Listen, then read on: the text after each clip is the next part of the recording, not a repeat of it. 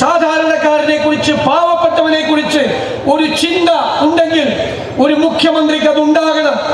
ആ മുഖ്യമന്ത്രിക്ക് അതില്ലാതെ പോയി. മാർക്കറ്റിൽ ഇടപെടേണ്ട സിവിൽ സപ്ലൈസ് കോർപ്പറേഷന് സർക്കാർ കൊടുക്കാനുള്ളത് കോടികളാണ്, കോടികൾ. മരുന്ന്, ആശുപത്രിയിൽ ചെന്നാൽ മരുന്നുണ്ടോ? എവിടെ? നമ്മുടെ കാലത്ത് ദേശകുമാർ ഇവിടെ ഇരിക്കുന്നു. കാരുണ്യ ഫാർമസി എവിടെ പോയി? താഴോട്ട് പോയി. നിരവധി പരിപാടികൾ, ഹൃദയം പദ്ധതി, സുഹൃതം പദ്ധതി, മിഠായി പദ്ധതി, ആരോഗ്യ കിരണം, ആശ്വാസ കിരണം എവിടെ പോയി? ഉമ്മൻചാണ്ടി സാറിന്റെ കാലത്ത് ആരംഭിച്ച പദ്ധതികളെല്ലാം. മനുഷ്യ പറ്റില്ലാത്തവരാണ് കേരളം ഭരിക്കുന്നത്. പാവപ്പെട്ടവൻ എങ്ങനെ ജീവിക്കുന്നു എന്ന് ചിന്തിക്കാത്തവരാണ് കേരളം ഭരിക്കുന്നത്. മരുന്നുണ്ടെങ്കിൽ എന്താ, ഇല്ലെങ്കിൽ എന്താ അവർക്ക്?